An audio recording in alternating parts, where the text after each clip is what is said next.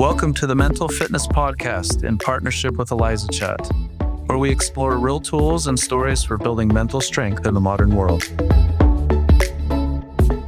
Welcome back to the Mental Fitness Podcast. Most people think their biggest struggle is discipline, motivation, or willpower, but what if the real issue is that we are trying to change ourselves without understanding ourselves first? Mental fitness does not start with doing more, it starts with noticing more. In this episode, we're diving into the first pillar of mental fitness, a connection to self, self-awareness, emotional literacy, and regulation, not as abstract ideas, but as practical skills that determine whether we live reactively or intentionally. Because you cannot change what you cannot name, and you can't regulate what you're not aware of. This is where mental fitness begins. Kind of setting the tone, a lot of people think that their problem is discipline or lack of motivation or other circumstances in their life, but most struggles are actually more awareness gaps about what's going on inside them.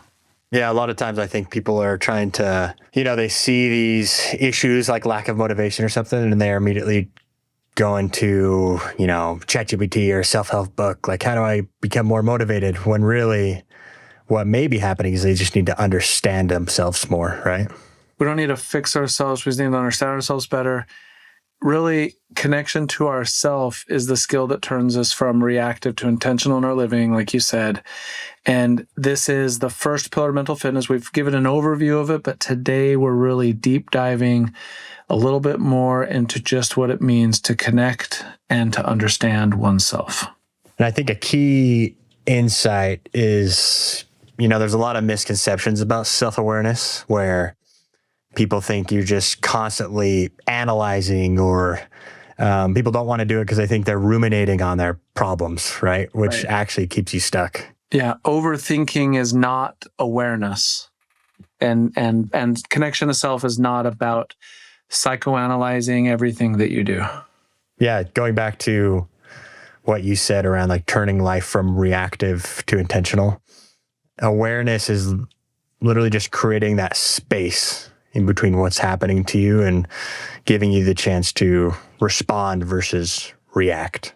It's not necessarily more thinking, but better noticing, being in tune with yourself, why in certain settings or in certain situations you feel a certain way, or certain things that kind of trigger your emotions, and being aware of those things so you understand, oh, I'm feeling this way because of XYZ that just happened, but not necessarily always just constantly focusing on yourself and overthinking. What about emotional avoidance, Dave? We've had some guests on, right? I think you see this a lot in the world of sports, just as one example, right? Where it's you avoid those emotions, you push through. Like, I remember there's a quote you see on a lot of like football workout t-shirts, like pain is weakness leaving the body, right? It's like, yeah. Just so what's your thoughts on emotional avoidance? Some might think it feels like strength. Well, I think kind of a symptom, emotional avoidance is when we don't want to be quiet with ourselves and have moments of self-reflection, or where we come to realization of something going on in our life. So we keep ourselves super busy, overly engaged. We talked about this in a previous episode with often entrepreneurs are keeping themselves busy, but it's more than that. It's just, it's busy. But I think a way to kind of tell is if you can't sit quietly with yourself for 10 minutes without picking up your phone or having to go do something, if it becomes really uncomfortable just to sit quietly and ponder and to think. But if you feel you have to do that, that might be a clue that you're really trying to avoid time with self, which sounds funny, but it's sort of like, I think we all pick it up socially, these clues. If you're with a friend or you have a friend, and anytime, that you're ever with this person, they're always like, oh, let's go over here. Like, they just never want to be alone with you. I mean, maybe you're in the dating world, this is an important clue to clue into, right? Someone who doesn't really ever want to be alone with you. But think about this with yourself. If you don't ever want to be alone with yourself, And that doesn't mean physically alone, but that means quietly reflecting without anything else going on. If your tendency is just to jump into doing something, then you might be avoiding sort of processing and dealing with emotions or connecting to yourself in a meaningful way. I can relate to that in times of my life for sure, where, what it can look like is you might be seen as unsettled or a little bit irritable, or you're on edge, instead of pausing, you're trying to fill every single moment, right? And whether that's emails or working out or running errands or constantly doom scrolling when you have a minute, right? You're just gravitated to your phone. Just basically you're filling those gaps with noise, right? And then you have 5 minutes while you're waiting in line, and you can't just reflect on what's going on in your day and what you still have to do, but you need to pull up your phone to check messages or to play a game or to check your social media feed. Those are kind of symptoms of this. Also just needing, sometimes you'll think you need something external to calm down. Something that's numbing might feel like relief temporarily, whether that's, a substance, right? Or something else, just kind of numbing your emotions. But I think that does much more harm than help, obviously. It doesn't build resilience. Yeah, and this one's hard to see because productivity is socially accepted, if we're busy doing good things, but we might be masking something else if we're trying to just keep ourselves busy. It also shows up later, in short temper with people, snapping at people we care about, feeling tired and exhausted but unable to rest, or a constant sense of urgency with no clear reason. That's how this might kind of show up. Yeah, that's a good point. Those suppressed emotions, they're not going to go away when you're suppressing them, right? But a lot of times, just like those you just listed, they resurface as behaviors. Yeah, what you avoid emotionally, you pay for behaviorally. Emotional avoidance is not dramatic. It looks responsible and productive and positive and normal, but that's exactly why it's easy to miss. And we talked about this a little bit, but part of self-awareness is actually literally like naming those emotions. And there's evidence behind this, right? Of how naming emotions can actually calm the brain, right? So that precision creates regulation. Yeah, when you name an emotion, it reduces activity in the amygdala, or the emotional part of the brain's threat center, and it increases activity in the prefrontal cortex, which is often referred to as the CEO, or the responsible decision-making part of the brain. It's the prefrontal cortex is where you control impulses. It's where logical decision-making is done. And so when you're feeling something, that's mostly the activity in the amygdala part of the brain. And the amygdala part of the brain, like I said, it's part of our innate nature to deal with threats, which means it's the fastest part of the brain to respond. The prefrontal cortex, or the decision-making logical part of our brain, is the slowest part of the brain to respond. So when something happens, if we just are reactive, we're acting out of emotion, out of the amygdala part of our brain. But if we take time to name an emotion and say, I'm feeling really anxious right now, just the fact that we do that moves it to the prefrontal cortex part of our brain. And now we're more in control of our emotions and immediately thinking logically of how we choose to respond in this moment. It doesn't necessarily make us feel less anxious right away, but we're now making a decision and that's why it's important to name an emotion, because it moves it literally from the amygdala part of the brain into the prefrontal cortex. Yeah, a practical example of this is, and I think we've all experienced this at some time, right? You're in a conversation, let's say, I'm talking to Dave and he says something that immediately irritates me, right? Like I tighten up, my shoulders tense, my jaw clenches, and this is all happening like subconsciously, right? And then you immediately feel the urge to like react quickly, or maybe I get defensively, right? So like you said, instead of reacting, pause, right? Silently name that emotion, like just take a few seconds. And no, I'm not mad with Dave. I'm feeling, a little frustrated and potentially misunderstood. So you're labeling that emotion instead of acting it out. And like you said, that labeling quiets the amygdala and it activates that prefrontal cortex. Yeah, that's what all the research shows is it takes the prefrontal cortex a little bit of time. And so forcing that pause gives you the ability to be in control of your emotions. I think anyone who's parented a toddler has seen this. The reason why we put children in timeout is just to give them a moment for the logical part of their brain to process what's happening and the emotional part of their brain to calm down. And we don't ever, as we grow, our prefrontal cortex grows and our ability to be more in control of our emotion increases, but we will always have an emotional response that is quicker than a logical response. And so just naming it and taking time to pause is kind of like a mini version of putting your toddler in timeout. Yeah, the toddler thing's interesting because even as adults, most of us were never taught, the language of emotions, right? But we're expected to manage them anyways, right? Yeah. So if you just think how much heartache could be avoided if every person, and think of this in your most intimate relationships or your family members and your dearest friends, if when someone says something or does something that makes you frustrated, angry, upset, whatever the emotion is, if people would just take a few seconds, take a slow breath, and name the emotion in your mind, and just think for a few seconds before immediately reacting and just blurting out the first thing that comes to mind, just imagine how much heartache can be avoided. Because all of us at times have lost our temper, we've said things we've regretted, but it's almost always that we've said something reactionary.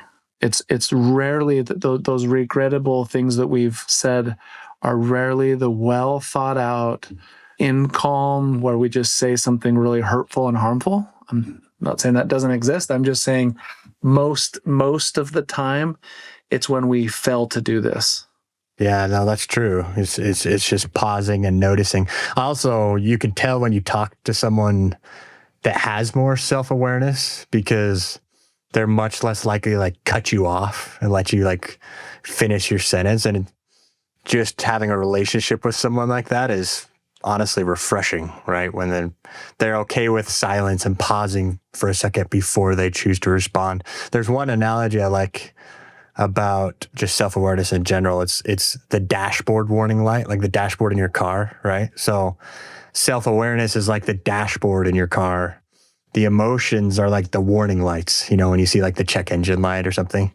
They're not instructions, but they're warning lights. So ignoring the light doesn't fix the problem, right?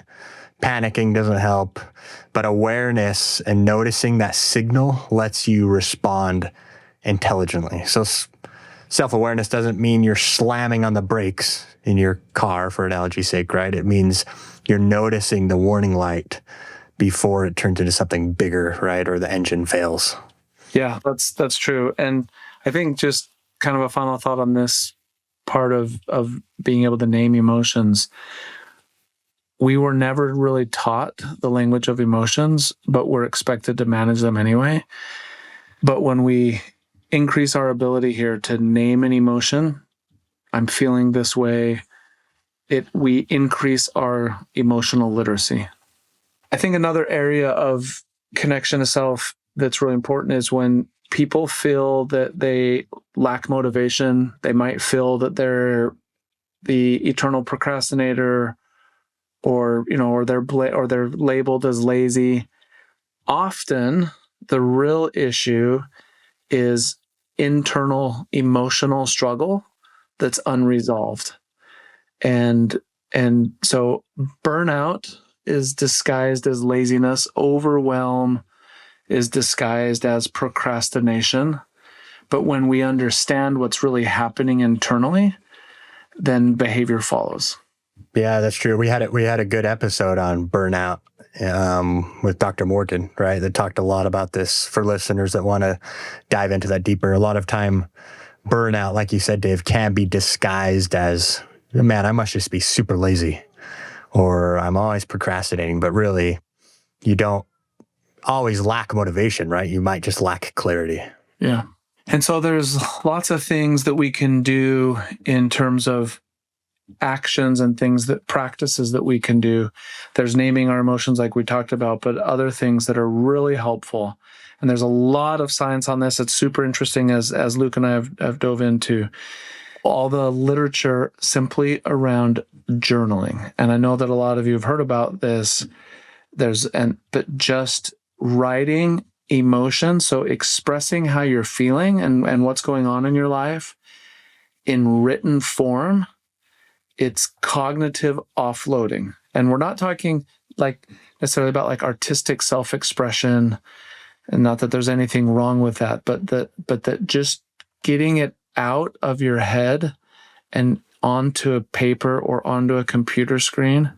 Our brain is not meant to hold everything, and there's something that happens, and there's a lot of interesting science on this, but there's something that happens when we just get all of our thoughts out on paper. The brain can start to let go of some of that because it knows it's captured. And so there's this relief that can happen simply from journaling or expressing ourselves. Yeah, no, it's true. It's not about emotion dumping, right? It's about, like you said, clearing that mental bandwidth in your brain. Imagine there's a highway in your brain, and all those emotions, they're just taking the off ramp to a piece of paper or a journal, wherever you're doing it. There's a really interesting book. I spent many years working at Google. There was this Getting Things Done book, and this author, and he would come and speak and give presentations at Google, and it was like a philosophy that was really embodied there. I read the book, and the main thing, it's really a productivity system, which is not what we're talking about here. But there's one part of it that I thought was super interesting, and that's simply the cognitive offloading. And it's basically this. Think of this analogy. I don't know how often people in modern time worry about when their next doctor's appointment was scheduled, or the dentist appointment, or when you have things scheduled, you don't necessarily wake up in the middle of the night worrying about, wait, was that Thursday or Wednesday? And the reason for that is because most people, they use reliable calendaring systems. And because you have those appointments in a calendar system, your brain knows that it's captured there. And your brain also knows that you look at your calendar, then your brain has offloaded that appointment. But there's a lot of other things that we aren't offloading. And in this book, it talks, these are more like to-dos and tasks, and that's not necessarily what we're talking about here. Oh, that can be part of it. But when we have a lot of other things on our mind, when we can put them in a system like a journal that we know has captured them, or even if we have so many things to do in a day, and you've probably all had this experience where if you just take time to get out a piece of paper or whatever, like to-do app you have, and you capture all of those things and you put them down in writing, here's everything I need to do today. There's this sense of immediate relief. You just feel so much better, and you didn't accomplish anything yet. All you did was write it down. But the reason is because your brain says, oh, there's all these things that I've been keeping active in my mind because I know I need to get them done. But now that I see that they're written on a piece of paper or put down on some system, and I know that system is going to be referred to throughout the day, your brain now can let go. And so it's a huge relief. So I think that's just an example of how journaling can be really helpful in just getting a lot of things out of your head and onto paper. Yeah. No, I love that. And for, a practical application for listeners and for people to try, as we've looked at the research and literature, like a simple framework is just take 5 minutes. You don't have to do, again, it doesn't have to be artistic or, you're thinking of like a diary entry, right? It could be bullet points. So 5 minutes, write down some bullet points. You're not writing sentences. You're not telling a story. Don't need to sound insightful. It could be, hey, frustrated after that meeting, tired. I probably need to sleep. I'm anxious about tomorrow. I'm proud I followed through, right? So no rereading, no like fixing and, erasing with your pencil and rewriting things. So, you can start with what happened today? What did I feel? What do I need right now, right? And like you said, it moves from those thoughts in your head onto the page, right? So your brain stops looping because that information is literally stored somewhere else. Yeah. So that's a super helpful practice, that when you just feel, if you feel cluttered in your mind, just the skill of, or the practice of journaling can be incredibly helpful. All right, this show is all about mental fitness, and here's something most of us don't admit. Everyone has those moments when you feel overwhelmed, stuck, or unsure, and what's actually going on in your head. That's why we built New. New is a mental fitness platform designed to help you clear your thoughts, reflect, notice patterns, develop habits, and get support that fits who you are. It remembers your goals, your wins, the things you're working on, and helps you stay on track. Not therapy, not toxic positivity, just real support when you need it. If you want to be part of the early access group, head to talkwithnew.com. That's talkwithnue.com. Sign up now and get 3 months free. Here's something. Look, I have a question for you. What do you do when you are bored?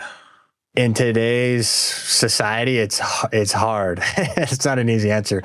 We live in the most convenient time in human history, right? Like food, entertainment, connection, distraction, all of that's instantly available to me, right? So there's almost no moment in modern life where we're forced to sit with ourselves. So it's a hard question to answer. Well, but and I think interesting because people are bored less often today, yes, in modern time, than in even recent history.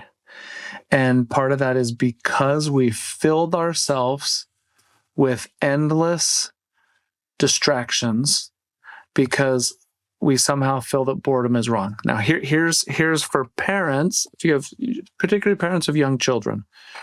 Sometimes I think the current generation raising children, we have somehow got this idea that our job is to eliminate boredom in our children's life.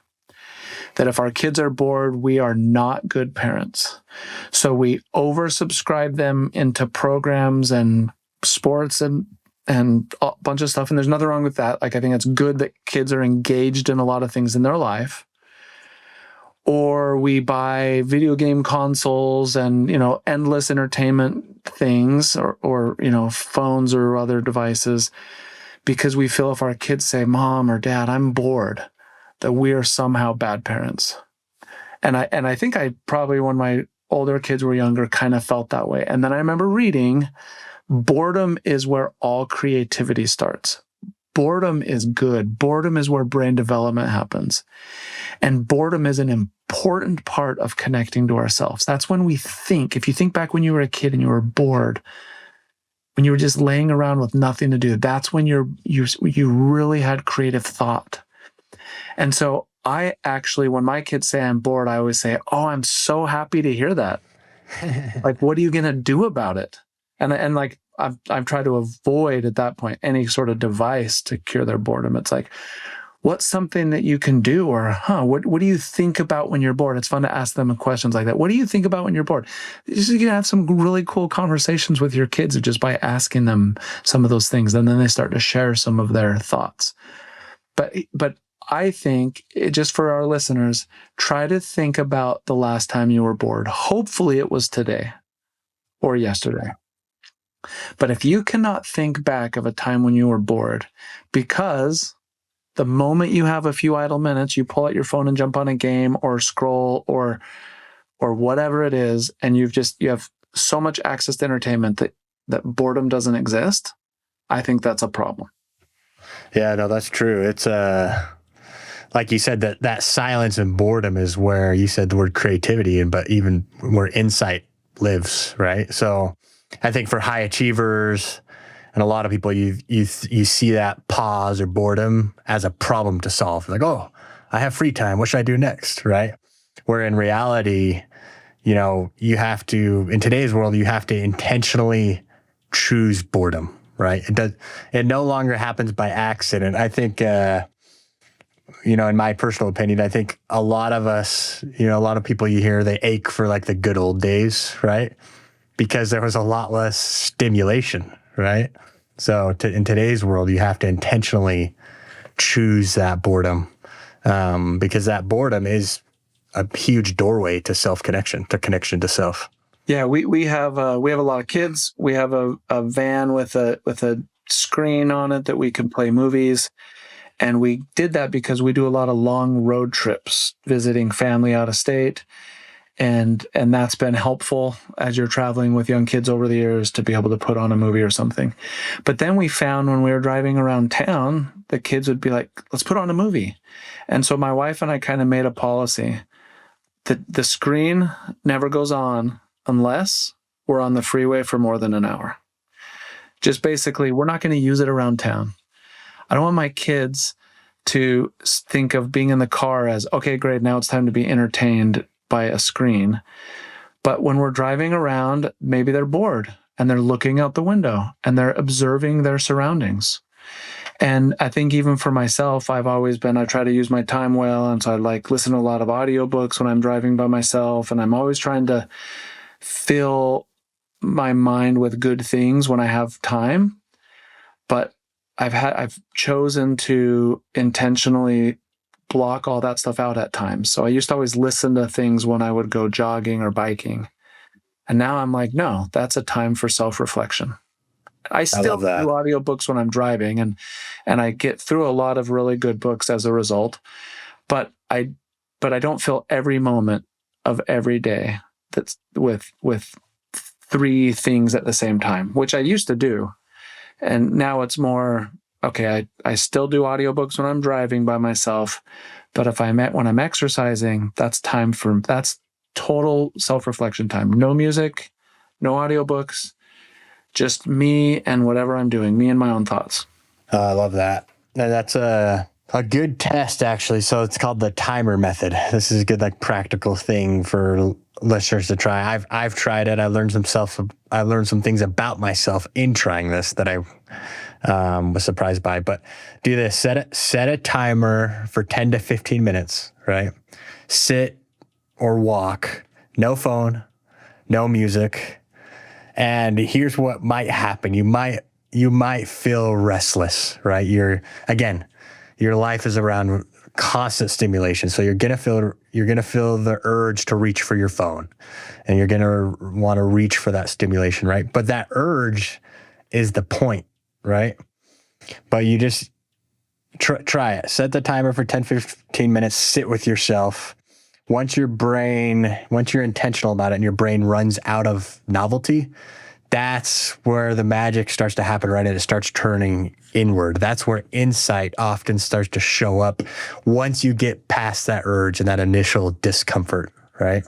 I love that. Yeah. That's when, like you said, insight or creativity or really meaningful thoughts. Stillness is not about being calm. It's about being honest. And when you stop distracting yourself, your mind shows you what it's been carrying. And I think when we're unwilling to do that, it's a sign that we're avoiding. It's avoidance, emotional avoidance. Yeah, so just tying this all together, awareness of ourself, it creates space for choice. Choice creates change.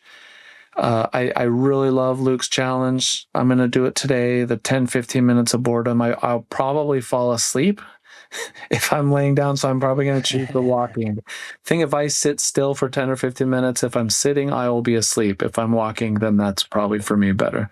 Yeah, no, exactly. And when you understand yourself, like I said, you can notice that in people that have that self-awareness and they pause, they're more thoughtful, they're choosing instead of reacting, right? So when you understand yourself, relationships change and you'll start to notice that. So at our next episode, we're going to dive into that, why those relationships to others and connection to others is essential and not optional for mental fitness. And how these two tie together. When we're better, like Luke said, when we're our best self, then we are our better companions and friends and siblings and spouses and partners to those in our life. But those in our life are essential. And that's what we'll be jumping in the next episode. So thank you for listening today. All about connection to self. Make sure you take that 10 to 15 minute walk and add a comment on the episode about something you learned about yourself.